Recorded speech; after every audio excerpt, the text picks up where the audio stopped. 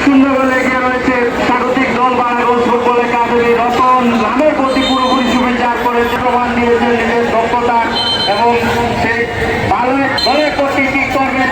দীর্ঘদিন স্পোর্টস যিনি আবার পুনরায় ফুটবলের মাঠে গিয়েছেন, সিলেট জেলা দল এক সময় মাতিয়েছেন, এই রুবেল লম্বা করে বাড়িয়েছেন শেষ পর্যন্ত। অবশ্য প্রধান ম্যাচ পরিচালক আসাম আলী খেলার অভিজ্ঞতা আছে, জেলা দলের খেলার একাধিক খেলোয়াড়ের অভিজ্ঞতা আছে, সব মিলিয়ে প্রসঙ্গ খেলোয়াড় করতে হবে। এই পারফরমেন্সের মাত্রা কামনা করছে, আপনারা এমন রেকর্ড করবেন না মৃত্যুর করে দলে যেতে হয়।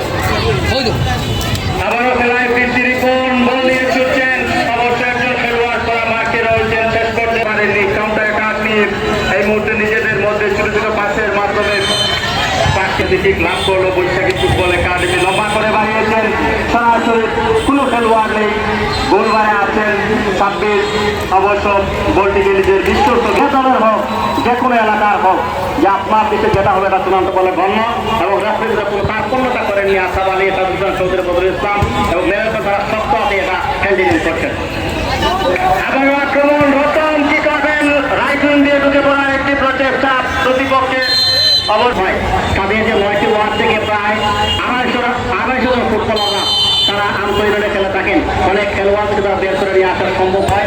আমরা নিরঞ্জনকে সাথে করে ধন্যবাদ জানাচ্ছি। একশো জানে বালাগঞ্জ যে 9টি ওয়ার্ড দিয়ে আন্তর্জাতিক ফুটবল লিগ হতো, সেখান থেকে অনেক খেলোয়াড়রা বেরিয়ে এসেছেন। এই যে দুই এলাকার দুটি দল তারা আন্তর্জাতিক ফুটবলের যাত্রা শুরু করে খেলোয়াড়দের সুযোগ করে তৈরি করে দেওয়া হয়, এটা খেলোয়াড়দের জন্য বড় প্রাপ্তি। বিশেষ করে তাদের বৈশাখী ফুটবল একাডেমির ম্যানেজমেন্টকে আমরা ধন্যবাদ জানাচ্ছি। সাদিপুর যারা ফুটবলকে যারা কাজ করার প্রতি আমরা কৃতজ্ঞতা ধন্যবাদ জানাচ্ছি আন্তর্জাতিক চালু করার জন্য। এক সময় যারা বালাগঞ্জ হতো